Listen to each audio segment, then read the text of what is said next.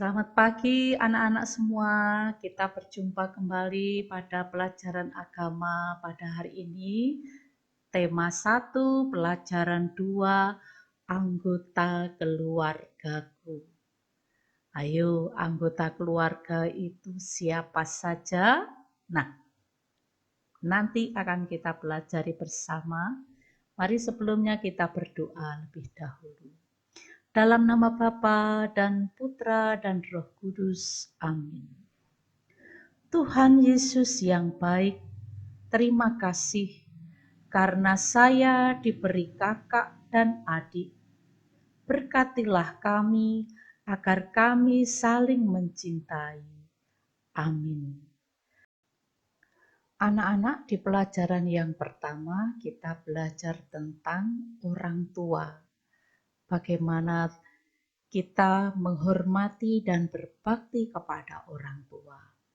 Di pelajaran hari ini kita akan mengenal anggota keluarga kita, yaitu nomor 1, ayah dan ibu, kemudian kakak-kakak dan adik-adik.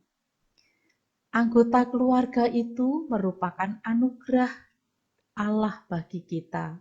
Maka sebagai anggota keluarga harus saling mencintai. Seperti lagu berikut ini, kita akan bernyanyi lagu Keluarga Jari. Mari anak-anak. Daddy finger, where are you?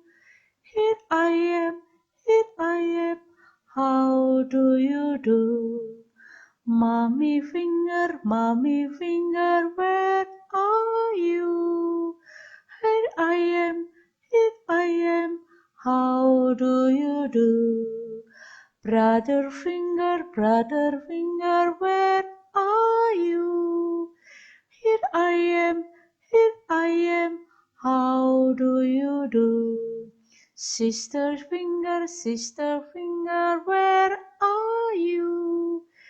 Here I am, how do you do?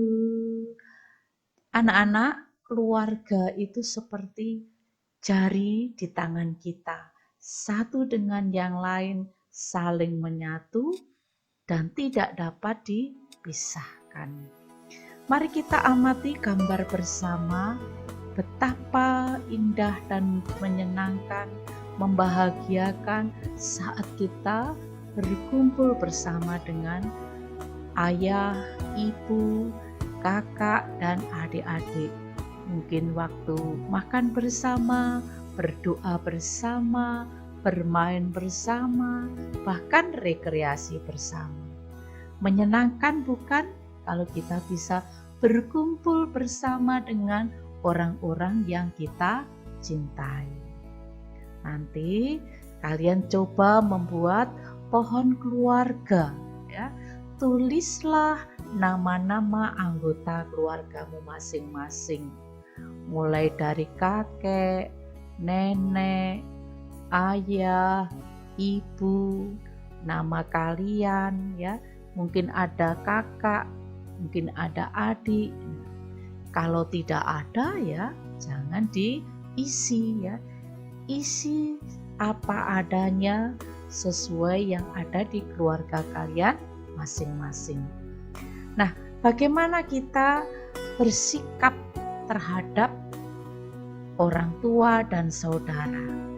Alkitab di dalam kitab Kejadian mengajarkan melalui kisah dari Bapak Yakub. Bapak Yakub itu mempunyai 12 anak laki-laki, anak-anak. Nah, Bapak Yakub itu sangat menyayangi anaknya yang bernama Yusuf. Karena Yusuf lahir pada saat Bapak Yakub sudah tua. Dan Bapak Yakub memberikan jubah yang indah kepada Yusuf. Nah, Yusuf pada suatu hari bermimpi. Dia dikelilingi 12 bintang, bulan, dan matahari. Nah, karena diberikan jubah indah, kemudian mimpinya ya seperti itu membuat saudara-saudara yang lain menjadi iri hati. Dan pada suatu hari Bapak Yakub menyuruh Yusuf untuk mengunjungi saudara-saudaranya yang sedang menggembalakan di Dotan. Tetapi ketika Yusuf datang, mereka mengolok-olok, "Hei, itu si tukang mimpi, ya. Mari kita masukkan dia ke dalam sumur." Bayangkan anak-anak, ya, pasti kita takut sekali kalau mengalami seperti Yusuf. Nah, setelah itu Yusuf akhirnya dikeluarkan dari sumur dan dia dijual kepada pedagang Median, dan dikatakan kepada bapaknya bahwa Yusuf itu diterkam binatang buas. Nah, anak-anak, Bapak Yakub sangat sedih, ya. Dia menangis, dia sangat berduka ketika mendapat kabar bahwa anaknya Yusuf yang dicintainya telah mati. Anak-anak, bagaimana yang terjadi dengan Yusuf ketika dia di Mesir? Di Mesir, Yusuf bekerja pada Perdana Menteri yang bernama Bapak Potifar. Yusuf itu sangat rajin dalam bekerja, maka dia banyak diberi kepercayaan oleh Bapak Potifar. Yusuf itu sangat rajin, sangat gesit, dan sangat jujur. Anak-anak, Yusuf menjadi pemuda yang tampan sehingga istri Bapak Potifar jatuh cinta kepada Yusuf. Tetapi Yusuf tidak bersedia, maka istri Potifar memfitnah Yusuf sehingga Yusuf dimasukkan di dalam penjara. Selama di penjara itulah Yusuf bertemu dengan juru minum dan juru roti raja di Mesir, yaitu Raja Firaun. Dan Yusuf terkenal sebagai orang yang pandai menebak mimpi, bahkan mimpinya Raja Firaun. Mimpi Raja Firaun memiliki arti bahwa di Mesir akan terjadi 7 tahun masa panen berlimpah dan 7 tahun masa kelaparan. Agar tidak terjadi kelaparan, maka Raja Firaun memilih Yusuf menjadi penguasa di Mesir. Dan di negeri Israel juga terjadi bencana kelaparan itu. Maka Bapak Yakub menyuruh anak-anaknya membeli gandum ke negeri Mesir. Pada saat anak-anak Yakub membeli gandum di Mesir itulah mereka berjumpa kembali dengan Yusuf. Mereka sangat senang bertemu saudaranya. Yusuf meminta bapaknya juga dan seluruh keluarganya tinggal di Mesir, dan mereka hidup bersama dengan bahagia.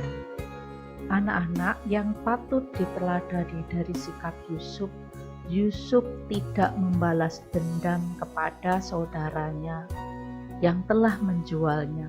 Dia tetap mengasihi dan memaafkan. Jadi Yusuf sudah memberikan teladan bagi kita untuk bisa menjadi anggota keluarga yang baik terhadap orang tua dan terhadap saudara. Satu dengan yang lain harus saling mencintai. Nanti tugas kalian, buatlah doa syukur agar keluarga kalian juga saling mencintai.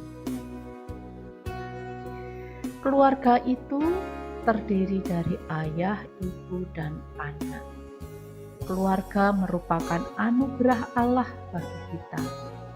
Tuhan ingin kita itu seperti Yusuf, mencintai orang dan saudara-saudaranya.